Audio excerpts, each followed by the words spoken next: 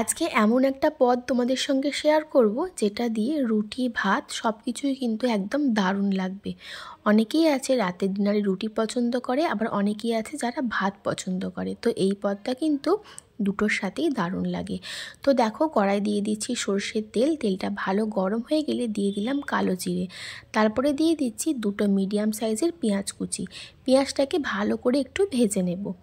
তো পেঁয়াজটা আমার এদিকে ভাজা হতে থাক, ততক্ষণে চলো এই রান্নার জন্য একটা মশলা বানাবো।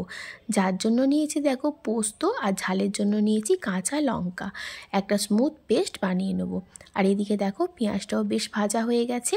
এখন আমি এর মধ্যে দিয়ে দিচ্ছি কেটে রাখা আলু। লম্বা লম্বা করে আলুগুলো কেটেছি, বেশি সরুও করিনি বেশি মোটাও করিনি। আলু ভাজার আলুর থেকে সামান্য একটু মোটা করেছি, দেখিয়ে দিলাম। তো এবার আলুগুলোকে হালকা করে আগে একটু পেঁয়াজের সঙ্গে ভেজে নেব।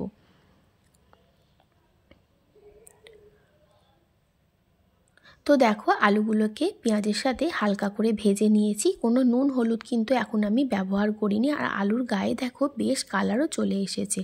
তো এইবারে আমি এর মধ্যে দেব পেঁয়াজ কলি। তো দেখো এবার লম্বা লম্বা করে কেটে রেখেছি পেঁয়াজকলি, সেগুলোও দিয়ে দিলাম। পেঁয়াজকলি আর আলুগুলোকে এবার আরও একটু ভালো করে ভেজে নেব। বলে রাখি, এই রান্নায় কিন্তু কোনো রকম জল ব্যবহার হবে না, ঢাকা দিয়েই জল ছাড়াই রান্নাটা করব। তো আলু আর পেঁয়াজকলি হালকা করে ভেজে নিয়েছি। এবারে দিয়ে দিচ্ছি নুন হলুদ আর লঙ্কার গুঁড়ো। তার দিয়ে দিলাম কাশ্মীরি রেড চিলি পাউডার, সুন্দর একটা কালারের জন্য। প্রথমে যেহেতু কোনো রকম নুন হলুদ ব্যবহার করিনি, তাই জন্য পরে একেবারে পরিমাণ মতো নুন আর হলুদটা দিয়েছি। এবারে ভালো করে সব কিছুর সঙ্গে একটু ভেজে নেব। তো দেখো এগুলোকে সব ভালো করে ভেজে নিয়েছি সমস্ত সব মশলা দিয়ে। এবার আমি এটা ঢাকা দিয়ে দেব। যেহেতু এই রান্নায় জল দেব না, সেই জন্য গ্যাসের ফ্লেম লোতে করে দিয়েই কিন্তু রান্নাটা কমপ্লিট করব। তো দেখো প্রায় 5-7 মিনিট মতন ঢাকা দিয়ে রেখেছিলাম। এবার আমি দেখে নেব আলু আর পেঁয়াজগুলি সেদ্ধ হয়েছে কিনা। যেহেতু আলুগুলোকে একদম পাতলা পাতলা করে কেটেছি, সেই জন্য দেখো আলুও সেদ্ধ হয়ে গেছে, এদিকে দেখো পেঁয়াজগুলিও সেদ্ধ হয়ে গেছে। আরও একটু 5 মিনিট ঢাকা দিয়ে রাখবো। তো এবার 5 মিনিট ঢাকা দেওয়ার আগে আমি এখানে দিয়ে দেব বেটে রাখা পোস্ত। বেটে রাখা পোস্তটা দিয়ে দিচ্ছি, আর মিক্সির বাটিটা ধুয়ে সামান্য একটু জল দিয়েছি। এইটুকু জলই কিন্তু ব্যবহার করেছি পুরো রান্নাতে, আর কোনো জল কিন্তু ব্যবহার করিনি। তো দেখো বেটে রাখা পোস্তটা দিয়ে ভালো করে মিশিয়ে নেব।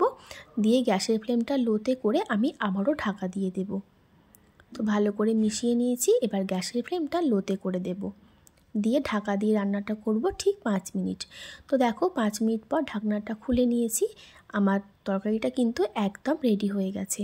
একটু পোড়া পোস্ত কিন্তু একটু পোড়া পোড়া হবে, জাস্ট হালকা পোড়া পোড়া গন্ধ লাগবে। আর কড়াই লেগে লেগে আসলেই কিন্তু আমার মনে হয় খেতে বেশি ভালো লাগে। তো সবশেষে দিয়ে দিচ্ছি কাঁচা সর্ষের তেল।